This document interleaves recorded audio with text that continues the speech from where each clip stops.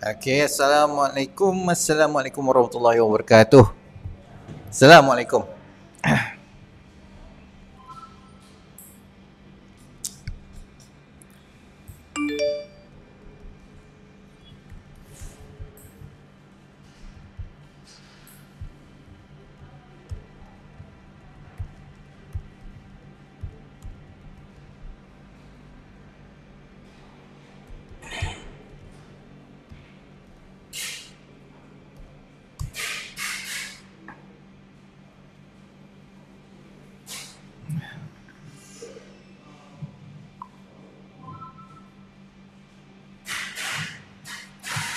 Okey, kita bagi time sikit dalam 2 minit macam tu. Lepas tu kita start kita punya live lah. Kita tunggu orang sikit.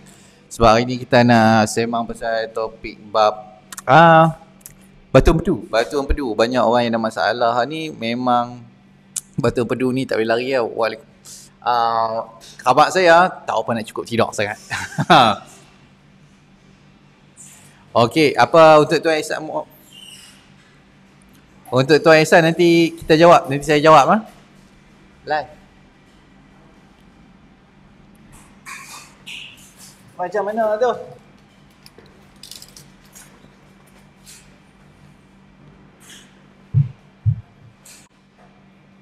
Nanti kita untuk Tuan Ihsan Muhammad nanti kita jawab soalan.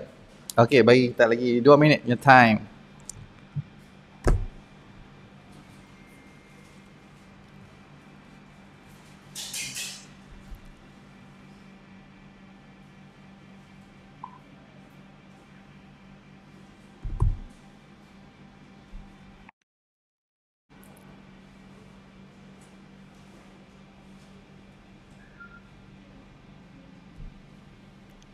Okey, kita start sekarang. Weh. Tak ramah. Amboi, tak ramah makan dia. Okey, kita start sekarang.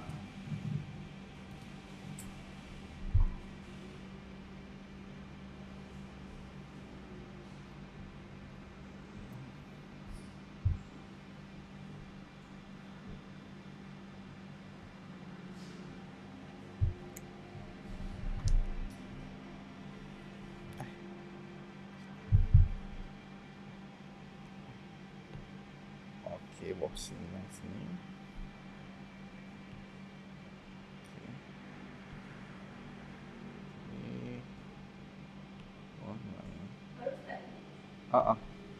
Okey. Batu empedu.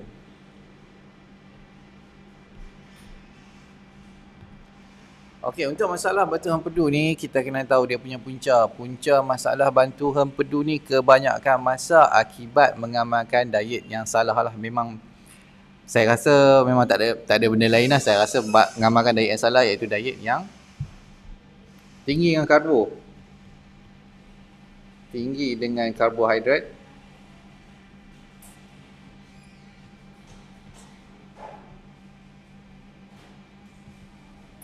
Lepas tu satu lagi, tak makan lemak. Tak makan lemak ni antara satu punca paling besar lah. Tak makan lemak. Saya bagi ni simple lah, simple. Benda ni tak panjang pun, sangat simple. Kurang lemak, kurang atau tak makan langsung.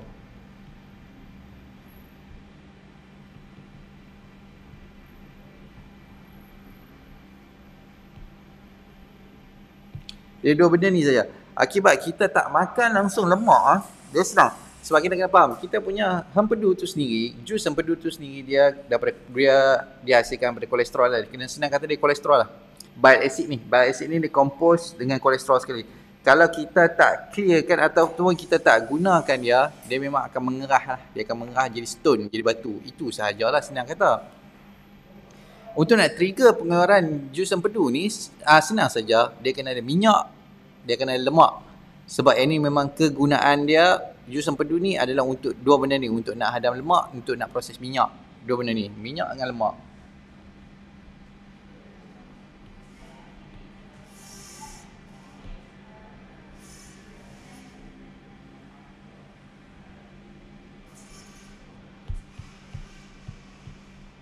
Okey. Bila kita trigger saja apa makan benda yang berminyak dengan berlemak, benda ni akan, jus empedu ni akan keluar untuk proses kita punya makanan. Kalau kita tak makan benda ni, memang dia, apa yang akan berlaku adalah kita punya jus empedu tu duduk situ saja, tak keluar-keluar, lama-lama dia akan mengerah menjadi batu. Senang lah, benda ni senang sangat. So untuk tak mau bagi jadi masalah apa batu ni, makan minyak, makanlah lemak, selesailah masalah batu empedu. Itu saja, makan yang carb. Sebab kita punya keperluan adalah memang makan, keperluan harian kita sebenarnya, kita diet tu sepatutnya tinggi dengan lemak, kurang karbohidrat, protein sederhana, sayur sederhana. Macam tu saja.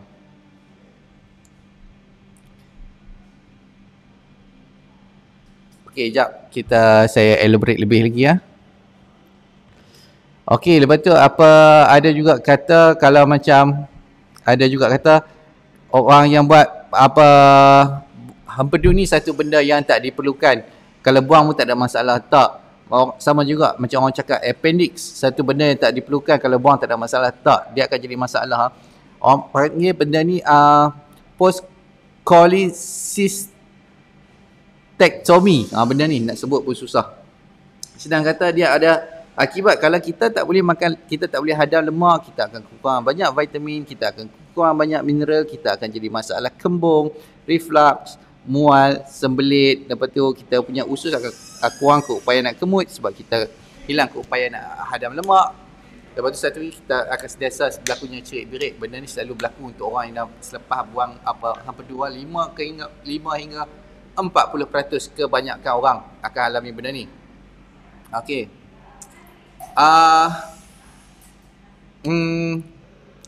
Nak tahu kalau macam nak tahu sama ada kita berisiko atau tak berisiko untuk develop masalah batu empedu ni, senang saja. Kita kena check satu, kita ada masalah rintangan insulin tak?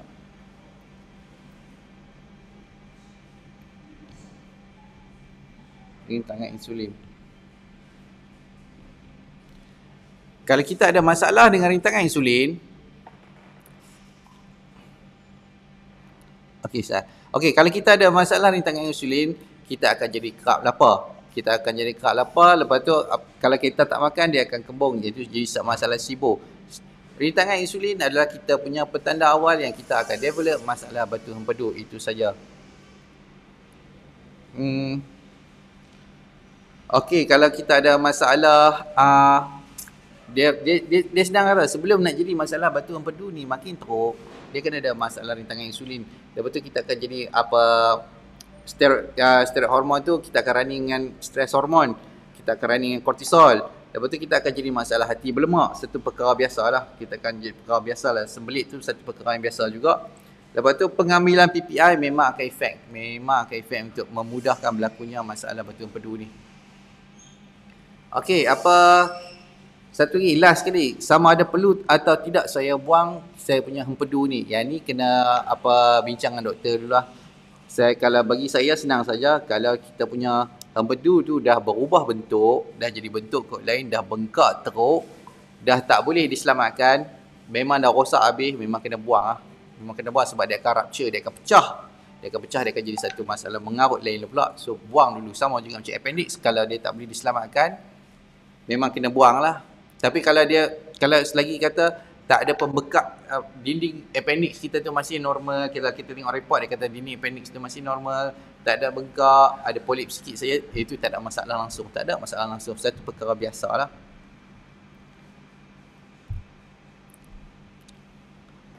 Okey, jap. Sebelum saya sambung lagi, saya tengok saya jawab soalan 2-3 soalan dulu.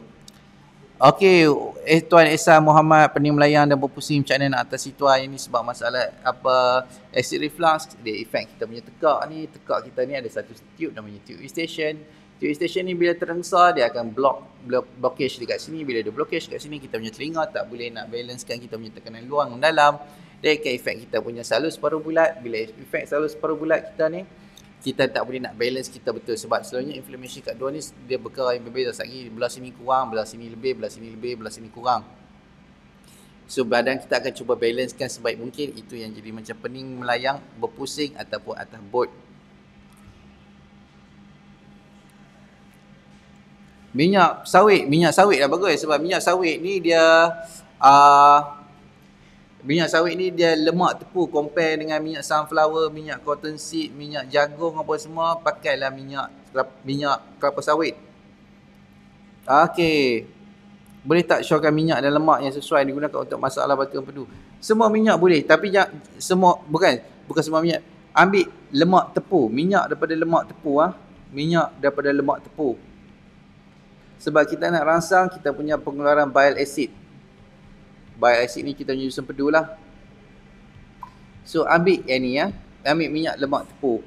Contoh macam minyak kelapa sawit, butter, yang tu okey. Ada penyakit RM1 ada kaitan dengan penyakit saraf. Sekarang saya ni dah sakit belakang dah 2 bulan. Dia sebab kembung tu Kak Sharifah. Okey, untuk Sharifah Farida, masalah ni satu perkara biasa. Dia bukan setakat sakit belakang saja. Dia akan sakit belikat, sakit leher, sakit dekat pinggul, lengah betih, sampai ke ibu jari kaki sekalipun dia akan lengah sekali. Bukan masalah saraf ni, bukan masalah saraf pun. Dia cuma sebab bila kita kembung, dia akan tekan kita punya saraf akan hantar signal, kata bahagian ni letih, bahagian ni lengah, bahagian ni sakit apa semua. So perkara biasalah. Kalau kita dapat cara yang paling senang sekali, minum air suam, cairkan isi perut, bagi auto LES kita relax sikit, bagi dia dalam keadaan relax sikit, buka lebih sikit, lepas tu kita urut lah dekat bahagian lengah tu, bagi sendawa, lepas tu dia hilang lah. Okey, Grind sendiri biji kopi, minum kopi saja tak campur butter boleh tak? Boleh, tak masalah. Tapi kalau lagi elok campur butter lah. Kita buat bulletproof coffee orang panggil. Bulletproof coffee. Okey.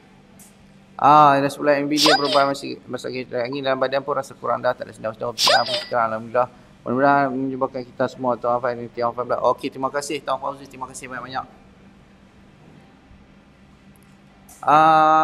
Hamzah, okey, terbaik bos. Okey. Anas, dah ingat Datuk Anas Okey, baik. Okey, kita sambung balik untuk masalah batu empedu. Jangan takut untuk makan daging Untuk orang ada masalah batu empedu, jangan takut makan daging. Sebab satu keperluan untuk kita nak paksa pengeluaran bile acid jus empedu ni, kena makan daging. Lemak kena makan. Minyak lemak tepu kena makan, tapi tak boleh minyak sayur. Minyak sayur sama ada daripada margarin tak boleh, butter boleh. Margarin buat pada minyak sayur. Benda yang berasaskan minyak sayur ni jangan makan Dia orang kata minyak lemak tak tepu ni bagus untuk kesihatan. Memang tak lah. Dia sebab untuk minyak lemak tepu dia geram. Sebab orang duk cakap dia marketing. Dia untuk cost production untuk minyak sayur ni memang murah. So dia boleh untung margin itu besar. So kalau macam syarikat macam besar macam Crisco, P&G, Procter & Gamble apa semua, dia memang labur duit gila-gila untuk kata minyak sayur adalah alternatif yang lebih baik kepada lemak tepu. Memang tak, memang salah, memang cukup salah. Ambil lemak tepu makanlah. Okey. Satu lagi, kalau kita masih ada masalah SIBO ni punca masalah batu empedu juga. Punca masalah batu empedu sebab dia menghalang kita daripada recycle kita punya jus empedu. So, SIBO ni antara benda yang paling awal kita kena selesaikan lah. Kalau cara untuk kurangkan simptom SIBO ni macam biasa, macam saya cakap tadi, kurangkan bloated, kurangkan dia punya bahan bakar dia, kurangkan bahan penapaian dia tu. Contoh macam serat dengan gula, dua benda ni saja sebenarnya. Serat dengan gula ni karbohidrat lah, tak termasuklah dengan tepung, beras, roti, apa semua benda tu lah. Tapi mula saya kena berat badan saya turun mendadak. Ni naik balik dan berat badan. Time-time saya rasa ada sesuatu benda di pokok. Okey, Tuan Nik Khairi, Waalaikumsalam warahmatullahi wabarakatuh. Saya tak rajin pedih perut, tapi makan perut kembung. Tapi mula saya kena berat badan saya turun mendadak. Tadi naik balik dan berat badan tiba-tiba tak ada. Okey. Nak kena repair makan Kena repair makan. Sebab kalau naik berat badan pun untuk sementara tu, sebab dia ada kita ada masalah dengan insulin resistant, memang naik berat badan untuk peringkat awal, lepas tu nanti dia akan turun balik. Benda biasalah. Selagi kita tahu kita ada SIBO ni, kita memang tak lari untuk cycle ni, saya panggil cycle. Benda di kerongkong tu sebab acid reflux.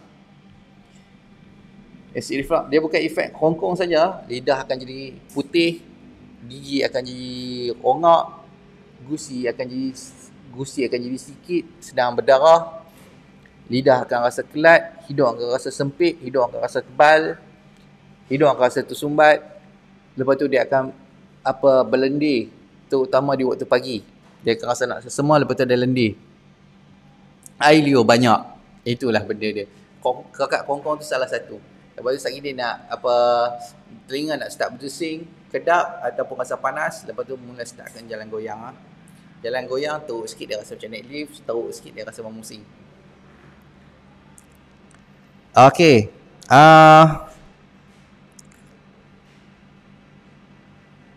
Okey. Kita kena faham satu lagi. Apa yang menyebabkan masalah hati empedu pula. Masalah batu empedu ni akibat masalah hati. Masalah hati bukan kata hati tu hitam ke apa semua, tak, bukan. Orang kata masalah hati berlemak ataupun ada hepatitis ataupun ada cirrhosis dekat hati. Hati berlemak. Hati berlemak ni perkara biasa untuk orang ada masalah penghadaman ni, satu perkara biasa sebab dia ada masalah insulin resistance. Hati berlemak ni adalah satu kewajiban lah untuk nak jadi masalah hati, untuk menjadi insulin resistant, dia ada satu kewajiban. Sebab hati kita punya darah, kita punya darah dan sesuatu masa dia akan ada 5 gram sahaja gula.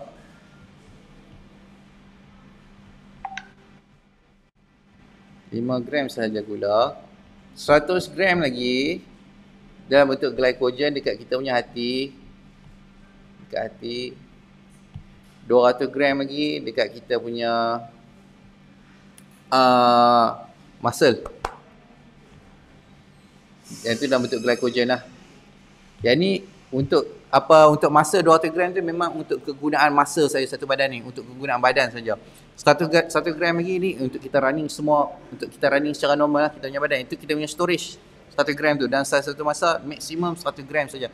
Compare dengan lemak kita boleh simpan sampai berapa banyak 20 kali ganda lah, 20 kali ganda daripada kita punya storage hati. Dan itu dan storage lemak, itu pun sumber tenaga kita juga.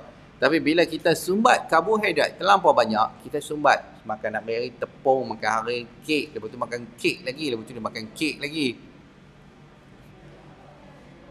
Dia makan, lepas tu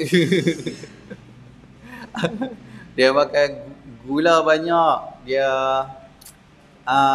makan roti banyak, dia amalkan low fat diet, high carb punya diet, memang dia akan jadi masalah hati berlemak, tak boleh lari sebab dia simpan sampai tu masa excess dia tetap kena sumbat juga, dia akan jadi masalah hati berlemak, full storage hati. Start dari situ badan akan create satu benda simptom nama insulin resistant lah. Okey, untuk Cik Azlina dia tak ada had. Kalau kita tahu dia lebih sikit saja, kita nak buang air besar, dia keluar macam berlemak dengan minyak lah. So reduce lah. Dia sepatutnya dia tak ada had. Boleh makan sebanyak mana makan sebab dia tak efek kita punya insulin. Compare dengan kita punya makan carb, paling banyak sekali efek insulin. Protein moderate efek insulin.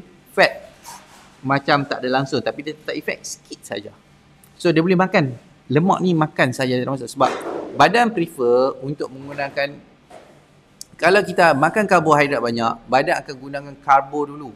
Sebab dia kata benda ni satu benda yang boleh bakar cepat. So dia akan bakar ni dulu, lepas tu dia akan bawa bakar lemak, kita punya storage ni. So prefer kita makan lemak banyak lah. Sebab kita punya storage untuk lemak banyak. Sangat-sangat banyak. Compare dengan kita punya gula. Gula setakat 1 gram. Hati kita boleh simpan setakat lebih dari 2 kilo. Jadi macam mana nak elak hati berlemak? Okey, untuk nak elak hati berlemak, mana ni? Sekejap. Okey. Untuk nak elak hati berlemak, dia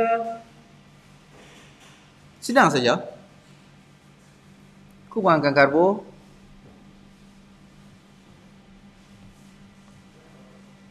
Protein sederhana.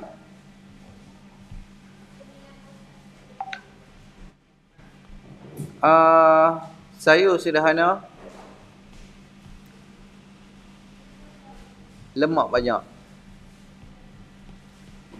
Ini sahaja. Yang menyebabkan masalah hati berlemak ni pada kita punya karbohidrat, bukan kita punya lemak daripada kita makan. Tak. Bukan daripada daging yang kita makan. Tak. Dia tak macam tu. Dia daripada kita makan, kita punya karbohidrat yang terlalu banyak. So, kalau boleh senang kata nak elakkan pada hati berlemak, terbalikkan piramid makanan. Kan piramid makan macam tu, bawah ni dia penuh dengan karbohidrat, atas ni lemak kan, paling sikit kan, terbalikkan. Bagi yang ni duduk atas, yang ni duduk bawah, macam tu. Okey. Kenapa bila lepas makan rasa seperti perut menolak paru-paru ke atas, pasturan rasa tersumbat ke bahagian kutik? Okey, untuk Fauzi Hamdi. Sekejap saya jawab untuk Tuan Fauzi Hamdi sebelum saya sambung balik dengan topik kita.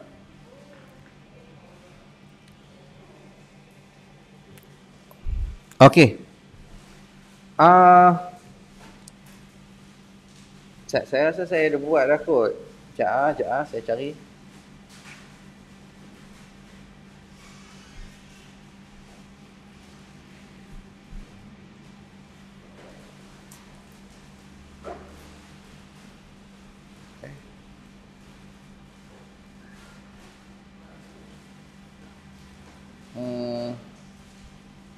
Boleh lah kot nak guna benda ni. Saya padam balik lah.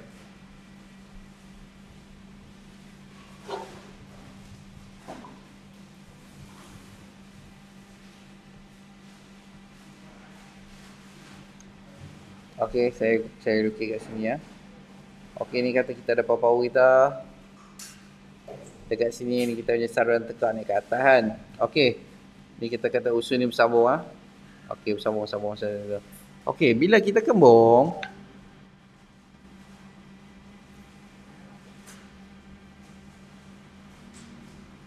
mana? Bila kita kembung, actually yang kembung adalah kita punya usus. So, bila usus kita kembung, usus kita expand. Dia bila expand saja, dia akan tolak kita punya perut ni jadi kecil. Perut kecil, lepas dia tolak lagi naik ke atas. Bila dia tolak lagi naik ke atas, dia akan tolak kita punya diafragma ni. Ni diafragma. Kita punya nak kembang kecup kita punya paru-paru. Bila kita tak boleh nak kembang kecup kita punya paru-paru, itu yang rasa macam sendat tu. Rasa sendat, susah nak bernafas. So cara dia adalah minum air suam sikit, urut belakang ataupun urut mana yang rasa betih lengoh ke waktu tu ke. Mana-mana bahagian lengoh tu badan waktu tu. Lepas tu dia automatic release pressure, lepas tu lega lah badan. Itu sahaja. Kalau tidak, dia jantung akan start laju. Sebab dia kata, otak kata badan kita macam ada beruang tengah gomoi kita. Ada kena gomoi macam tu, dia kata, bahaya ni. Orang dia release adrenaline, pump.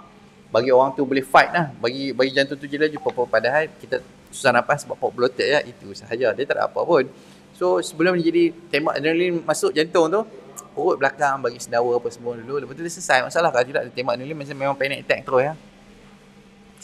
Contoh diet lemak banyak tuan. Okey, saya harap dapat menjawab soalan Tuan Fauzi ya. Saya harap penerangan saya tu dapat menjawab. Contoh diet banyak lemak. Contoh diet banyak lemak senang saja. Lemak ni kita makan pada daging pun banyak lemak dah. Daging biasa, daging batang pinang tu pun berlemak dah. Kalau nak makan lemak lebih sikit, ambil dah apa bahagian-bahagian berlemak. Contoh macam bahagian rusuk, bahagian celah paha pun berlemak banyak dah. Itu pun dah cukup dah. Memang dia sangat cukup dah itu. Dan lemak ni tak perlu ambil banyak, daging macam ni tak perlu ambil banyak pun dah. Seminggu tu kita ambil dah 700 gram pun dah cukup dah. Beda lah satu hari tu makan 1 gram, dah cukup dah. Kalau nak top up lemak lagi, ambil butter boleh, ambil makan guna bergoreng boleh. Tapi jangan makan benda bergoreng tepung lah.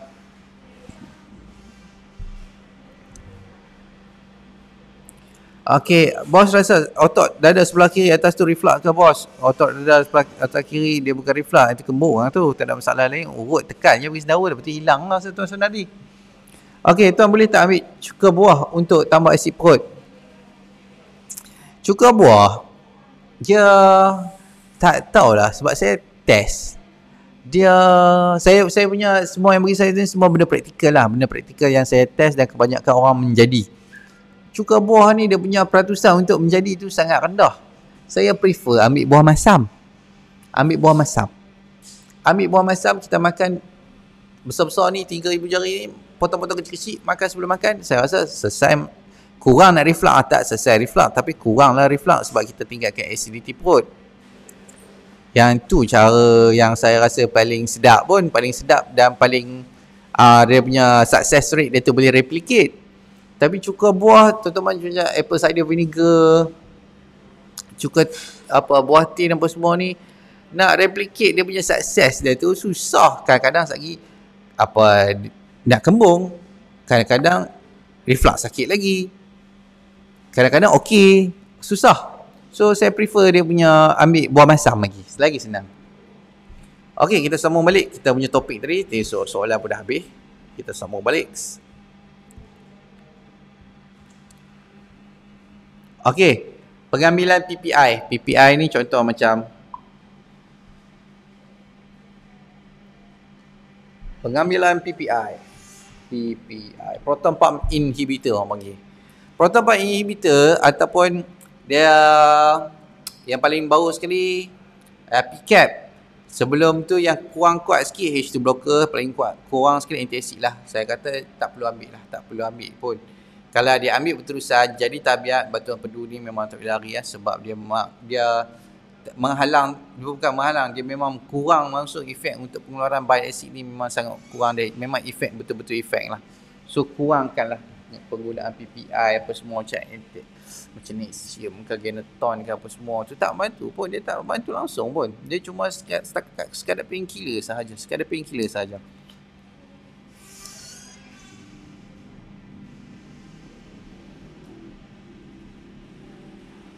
Okey.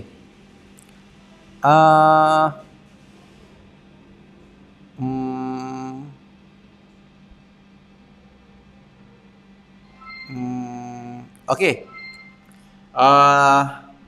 Protein lengkap.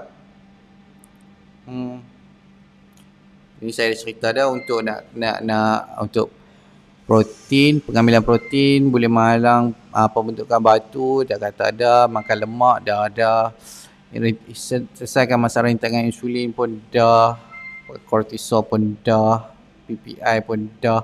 Itu sahajalah. Untuk apa tak mau bagi jadi masalah batu empedu, dia tak ada benda lain lah. Cuma makan lemak dengan minyak, makan lemak dengan minyak untuk selesaikan masalah batu empedu ni. Kalau dia sludge dia okey lagi. Satu lagi pengambilan suplemen untuk orang panggil bile acid punya suplemen lah.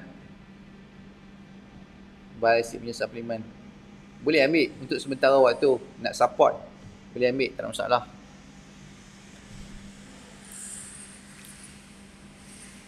Okey. So saya rasa saya dah menjawab dah untuk masalah gallstone ni. Kalau ada masalah untuk batu empedu apa semua, tanya saya lah. Tanya saya dan saya akan jawab, explain sesuatu lah. Saya akan explain sesuatu sebab benda ni simple lah. Kalau kita tak merangsang untuk pengeluaran jus empedu akan membentuk menjadi masalah batu empedu akibat kita kurang makan lemak dengan minyak dengan daging. Dan satu lagi akibat kita pengambilan untuk antacid, proton pump inhibitor, H2 blocker dengan PCAP sekali. So jangan ambil lah. Itu sahaja. Kurangkan karbohidrat untuk selesaikan masalah rintangan insulin supaya kita tak jadi masalah hati berlemak. Kalau kita ada masalah hati berlemak, kita akan menyebabkan kita punya pengeluaran bile acid pun terganggu sekali. Dan memang akan memudahkan kita jadi masalah batu empedu.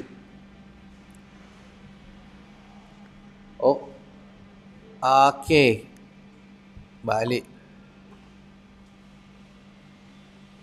Oi. Dia untuk Cik Yati,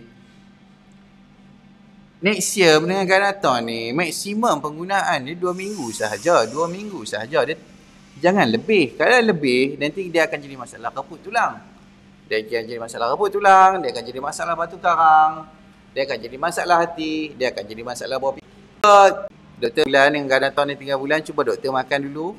Lepas tu cerita kat saya rasa badan macam mana. Pengambilan roti kasar kepada orang yang nak masalah kuantiti yang perlu makan. Makan lah, tak ada masalah.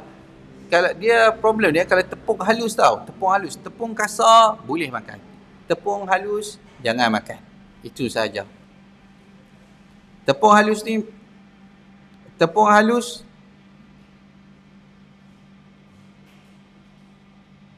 dalam badan dalam badan dan lemak. Okey, boleh tak diamalkan jus halia tambah kunyit dan habuan dijual dalam pasaran untuk tujuan buang angin dalam badan dan lemak? Okey, betul benda ni ya. Okey. Untuk nak buang angin, dia tak boleh buang macam tu saja tau.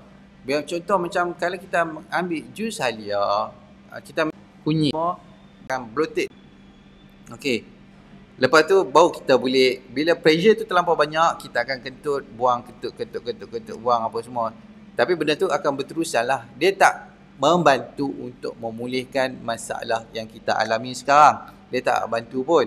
Okey. Apa nak dalam tujuan buang angin dalam badan dan lemak? Untuk nak buang lemak, kita kena faham. Lemak tu adalah sumber tenaga kita. Dia bukan boleh buang macam tu saja. Tak, dia tak boleh. Kalau untuk lemak ni, dia akan digunakan oleh badan kita.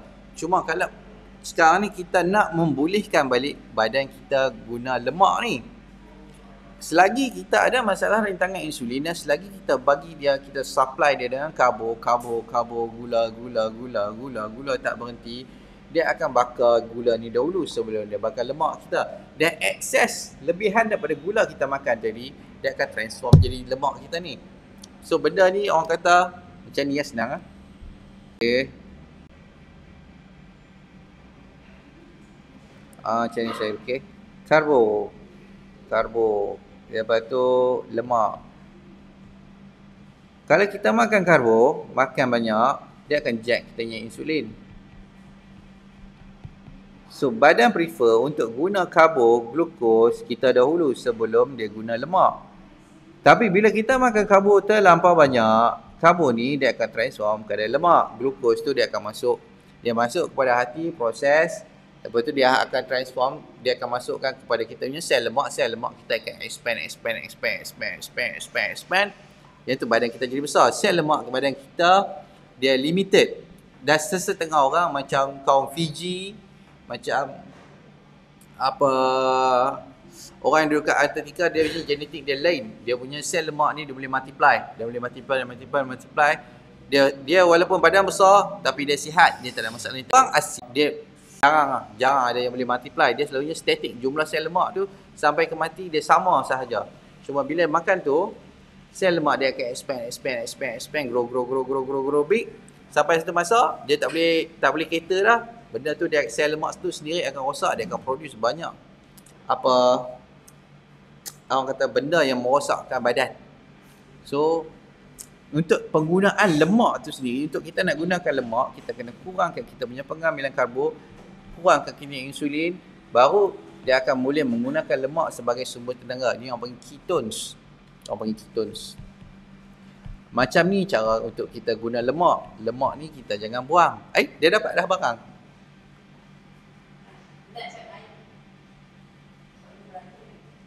Okey. Insulin, lemak, ketones. Yang ni cara dia. Selagi buang macam tu saja, dia tak boleh buang. Selagi kalau kita makan nasi, lepas tu kita harap lemak ni akan hilang, memang taklah. Dia memang takkan hilang. Dia akan bertambah. Sampai satu masa sahaja, dia tak boleh nak buat apa, dia akan kurang tiba-tiba. Zap! Kurang berat badan akan hilang secara tiba-tiba. Yang ni perkara ni kita boleh tengok berapa puluh kali lah. Okey, untuk Tuan Imanuddin Wira, patutlah doktor kata tak boleh makan terlalu bergantung pada ubat, makan sekejap je. Memang dia limit dia 2 minggu sahaja. Untuk PPI apa semua ni 2 minggu sahaja. Lebih pada 2 minggu dia jadi benda mengarut dah. Dia memang akan efek. Dia bukan setakat efek bawah pinggang, dia akan efek kita punya hati, dia akan efek satu badan, dia akan efek kita punya tulang, dia akan jadi masalah osteopenia, dia akan jadi masalah macam ketak mal Parkinson. Benda ni saya tengok banyak kali dah orang nak jadi. So jangan ubat lah, jangan ubat. Okey, saya sambung balik untuk topik apa batu empedu. Saya rasa saya dah boleh recap dah kot sebab bila on ubat HPT, Ubat hepatitis. Boleh tak ada masalah.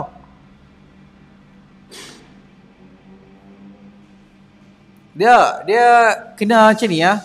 Kebanyakan ni depa ni tak diajar tentang kepentingan diet tau. Kalau kita tanya diet pun sekalipun, depa pun blur. Dia kata, oh kalau sembelit ni kena makan lebih sayur ni, kena makan buah ni, baru hilang sembelit. Memang tak lah. Memang dia akan sembelit tu lagi teruk. Najis akan jadi ketut-ketut, najis akan jadi sembelit, berak pun jadi keluar warna hijau. Berdaun. Dia bukan cara dia macam tu. Bukan. Kalau dia sepatutnya lepas 2 minggu tu, kita tengok kalau tak ada perubahan, kita sendiri kena kutip ilmu. Apa yang saya buat sekarang ni, apa yang saya duk buat live, apa semua live saya punya tips apa semua ni adalah untuk mengembalikan kekuatan knowledge tu dekat kita. Mengembalikan kekuatan knowledge tu yang sebelum ni hanya eksklusif untuk pengamal perubatan ni, eksklusif untuk mereka ni. Dan sebab tu syarikat Big Pharma boleh manipulate kita dijadikan lembu perah duit tak berhenti. Sekali dia suruh makan ubat kolesterol, ada masalah kolesterol, dia suruh makan kolesterol. Padahal bukan masalah pun. Bukan masalah. Badan kita cerdik, dia tengah regulate sebab kita makan salah. Itu sahaja. Pengeluaran kolesterol tu adalah satu keperluan. Dan adalah mustahil untuk kita tambah kita punya kolesterol dengan melalui pemakanan. Mustahil. Badan kita sendiri produce excess kolesterol tu. So sekarang ni tugas saya dekat sini adalah untuk mengembalikan kekuatan pengetahuan tu kepada tuan-tuan, puan-puan semua supaya boleh buat pilihan keputusan yang berinformasi dan bijak. So kalau doktor suruh kata macam tu, apa kata doktor tu? Pergi makan lah, 2 minggu lagi saya tak mau makan dah. Sebab saya tahu dia punya side effect kepada saya ni. Saya rasa saya tak perlu dah makan. Lepas tu, yang tu kepentingan tengok saya punya video sebelum ni sebab saya terangkan benda yang sama aja berulang-ulang kali. Okey, Waalaikumsalam. Untuk ubat hepatitis boleh makan, tak ada masalah pun. Silakan makan.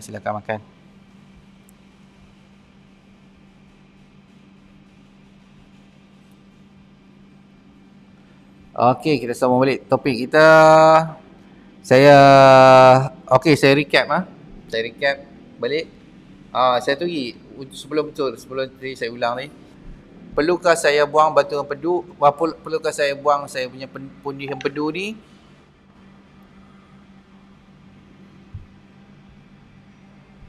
Perlukah saya buang pundi empedu ni?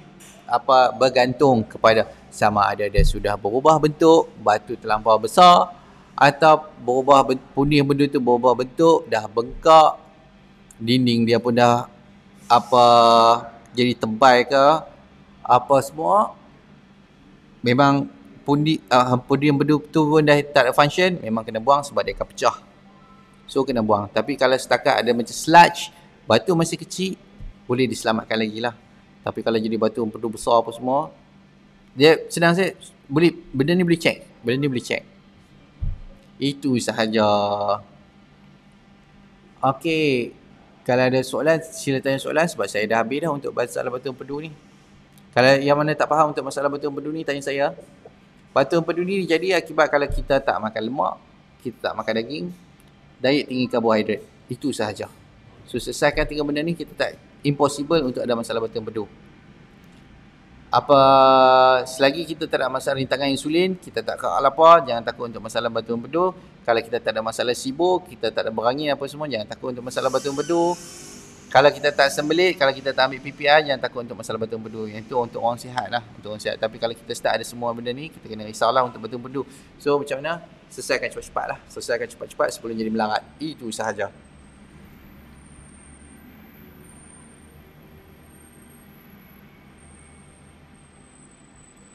Okey, kita tengok sikit. Kita tengok lagi. Mana saya punya video ni? Okey.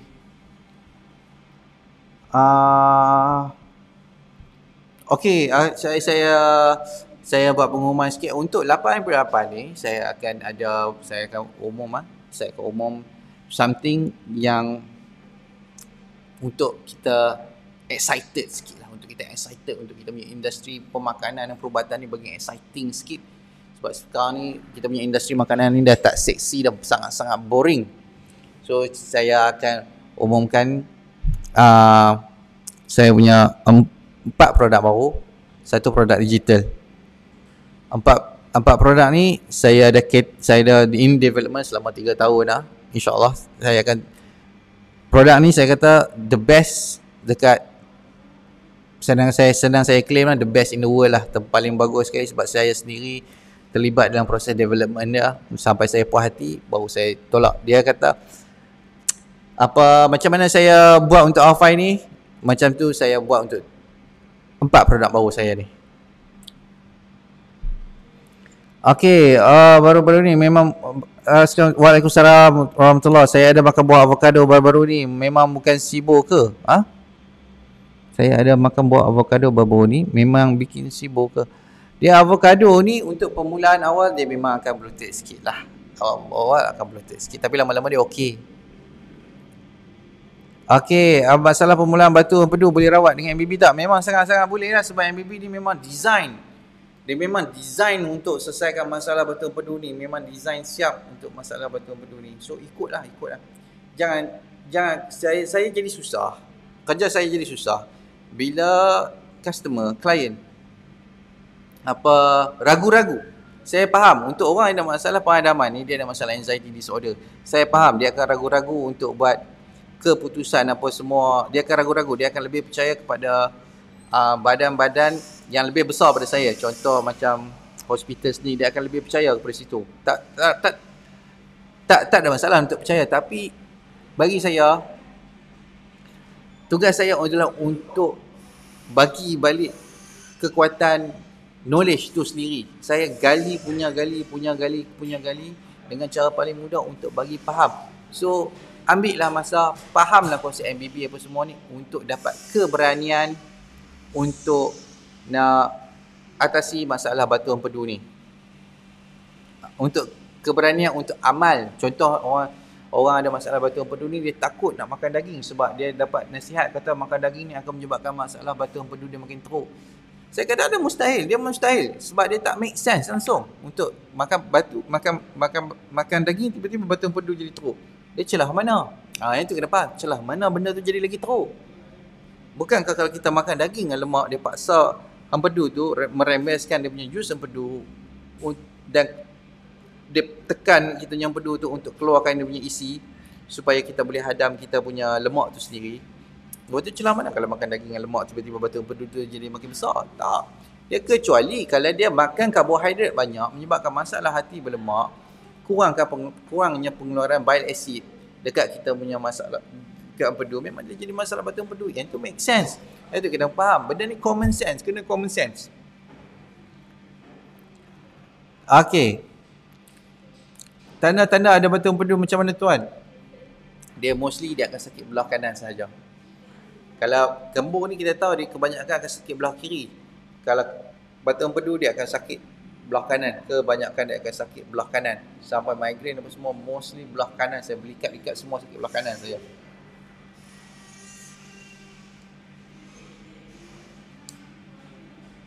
Kena makan daging, kena makan lemak. Yang ni adalah satu nasihat saya yang paling berguna sekali untuk selesaikan masalah sembelit untuk Kak Azliana Azzi.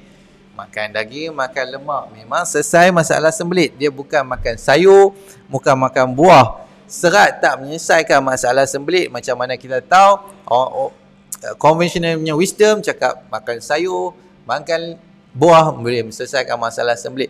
Tak, dia akan jadi masalah sembelit lagi teruk. Sebab benda ni saya tengok berulang kali dan saya cukup banyak testimonial yang saya kata orang ni pada sembelit seminggu tak buang air besar apa semua, lepas amal daging dengan lemak dia buang air besar hari-hari sampai 2 kali sehari. So selepas cakap bersemangat sikit, saya minum air sirap dulu.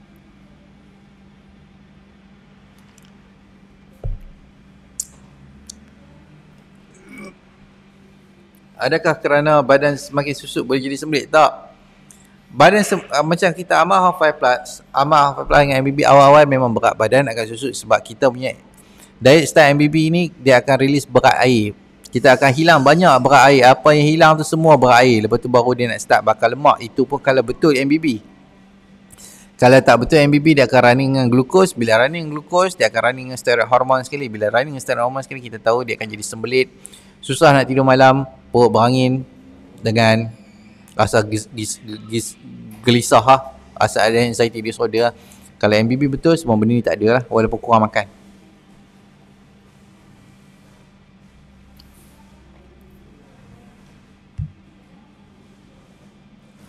Okey, kalau ada soalan sila tanya soalan. Kalau tak ada soalan, kita boleh tutup buku lah kot, no? Rasa-rasa saya punya penerangan kali ni kita boleh tutup buku sebab saya bagi penerangan sangat mudah untuk selesaikan masalah batu empedu ni. Kalau dia setakat sludge ni batu-batu macam pasir lah, sludge ataupun batu tu kecil lagi, dengan R5 Plus dah cukup dah. Dah cukup, memang boleh selesaikan masalah batu empedu. Tapi kalau kita punya empedu dah berubah bentuk, dah bengkak, batu tu sangat besar, memang tak boleh diselamatkan dah lah. Itu sahajalah, itu sahaja. So minta nasihat doktor lah, minta nasihat doktor. Dia akan advise untuk tu, untuk sama ada buat pembedahan ataupun tak. Tapi kalau dia kata tak buat pembedahan, start R5 Plus, start MBB secepat mungkin, selesai masalah batu empedu. Sebab kalau kita buang empedu, dia akan menyebabkan kita akan ada masalah sepanjang hidup kita. Kita tak boleh nak hadam lemak. Boleh, tapi sangat-sangat kurang, sangat-sangat masalah hadam lemak. Bila kita tak boleh hadam lemak, kita akan jadi macam-macam masalah kesihatan kita, sangat-sangat macam-macam lah.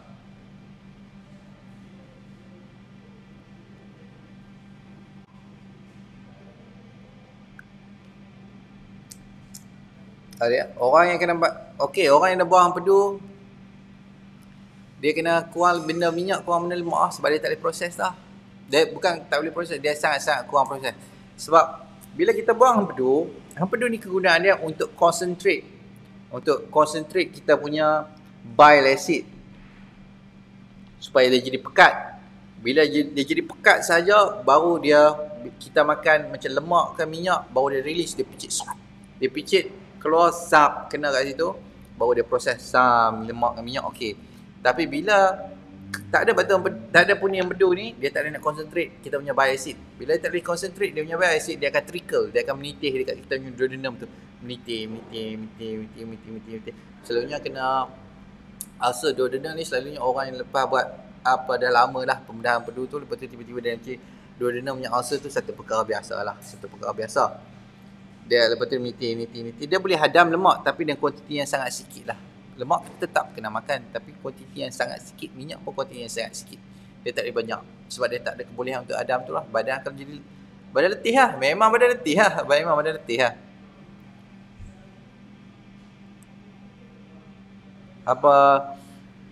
Saya rising roti tu, saya masuk nasi sikit.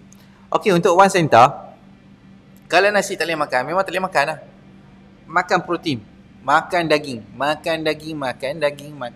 Kalau nak try makan kentang sikit, makan kentang sikit, makan daging. Daging dengan lemak, makan itu. Buat itu sampai badan rasa macam okey, lepas tu baru kita introduce karbo sikit-sikit. Itu untuk one center, kita kena faham idea dan konsep MBB ni betul-betul, baru kita boleh makan macam-macam. Kalau kita tak faham, jangan ikut diet macam saya bagi tu. Jangan ikut. Dia itu untuk dijadikan panduan saja. Jangan duk ikut pagi-pagi nak kena makan roti whole meal. Tak perlu ikut pun. Pagi-pagi nak makan nasi, nak makan daging apa semua tu, makan. Cuma bila kita faham full konsep idea MBB, makan bagi betul ni, kita boleh manipulate dia untuk kita makan apa sahaja, sebab kita dah tahu dah. Bolehkah makan okey, untuk Tuan Ridwan Rizman, boleh sangat-sangat. Sebab selalunya untuk masalah autoimmune disorder ni disebabkan oleh masalah sifat kurang, sebab kita ada masalah intestinal permeability, kita punya usus tu, orang panggil leaky gut lah, usus bocor lah, senang kata. Tak boleh usus bocor ni, saya orang marah saya guna usus bocor, saya kata keboleh telapan. Lepas tu satu kita menyebabkan badan sentiasa stres, kita punya jadi masalah sifat kurang. So diet MBB dengan R5 Plus ni memang dah didesign untuk selesaikan masalah autoimmune ni sekali lah. Kalau macam kita tengok berapa banyak orang yang ada masalah cirrhosis, makan MBB selesai masalah. Orang punya eczema kurang sangat-sangat. Orang ada masalah allergic, sekarang ni tak ada allergic dah. Itu lah. Sebab MBB dengan Half-Life Plus ni memang didesign untuk selesaikan masalah autoimmune ni sekali. Okey. Apa, saya rasa cukup dah kot lah untuk hari ni. Nanti saya kalau ada apa-apa topik yang saya terasa saya nak kena buat, saya buat lah.